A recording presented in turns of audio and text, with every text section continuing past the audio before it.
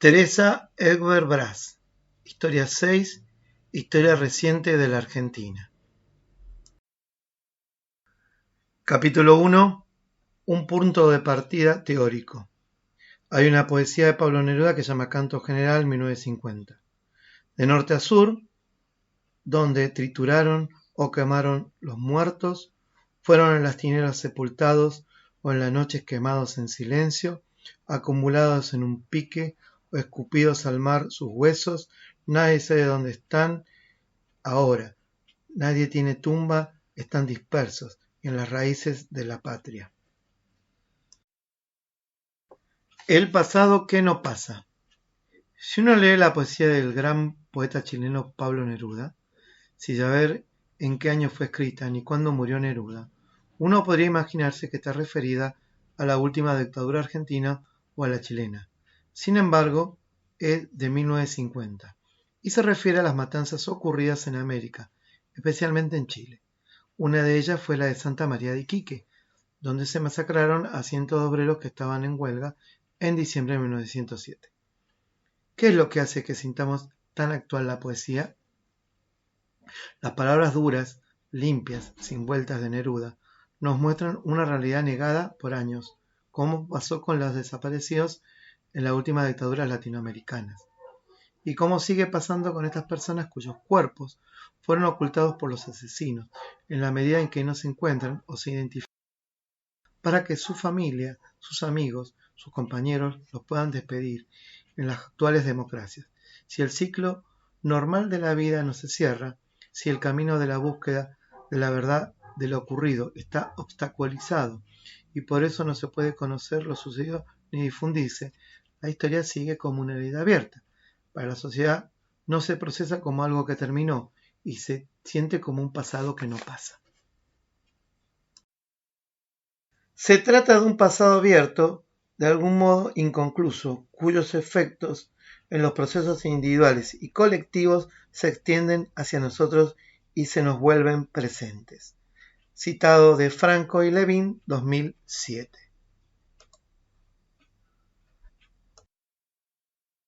¿Hasta qué momento llega la historia?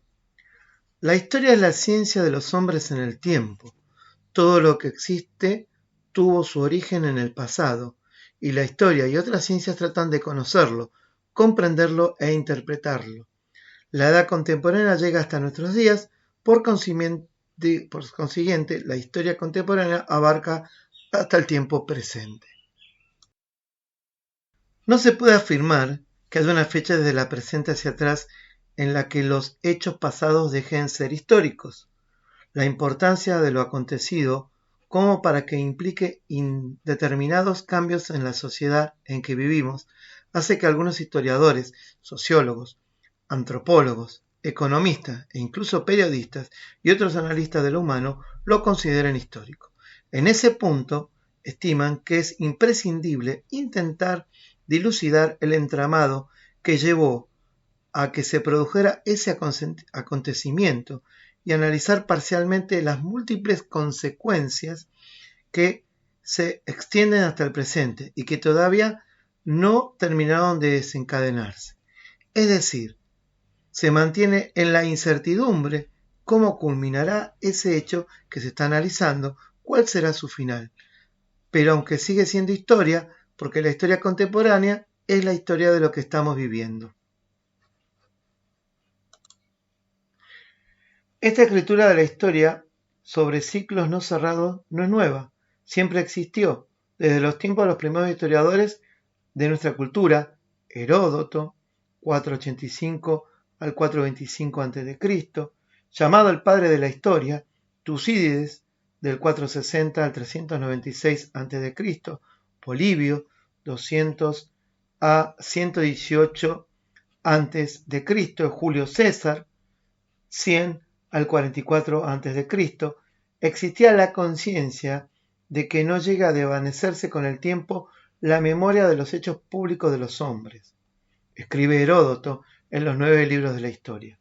Las razones de escribir la historia en su tiempo estaban muy claras para Tucídides, y decía así: Tucídides el ateniense relató la guerra entre los peloponesios y los atenienses describiendo cómo lucharon uno contra otro, que se puso a ello apenas fue declarada por considerar que iba a ser grande y más famosa que todas las anteriores.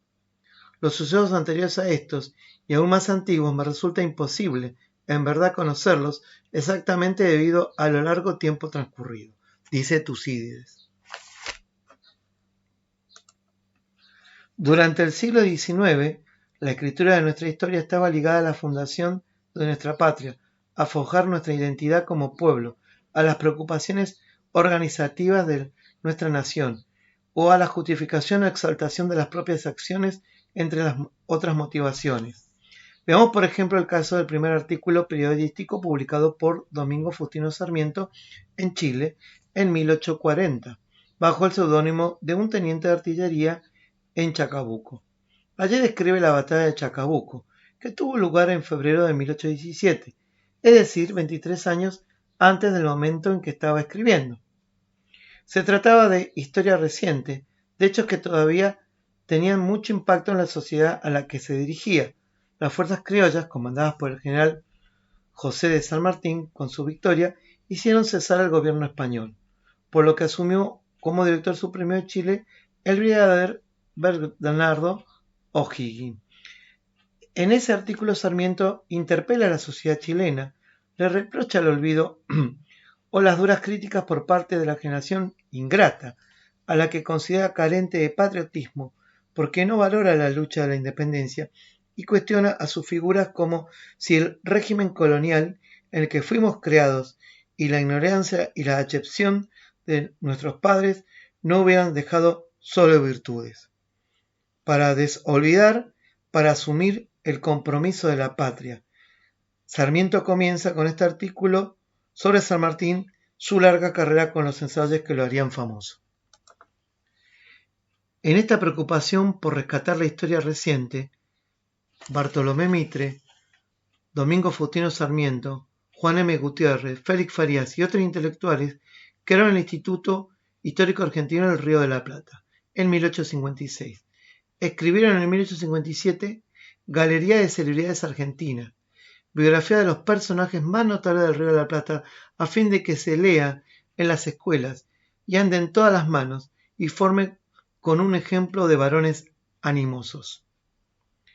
Con otro estilo, Vicente Fidel López, hijo del autor del himno, publicó en 1872 y 1875 su primer edición de Historia de la República Argentina.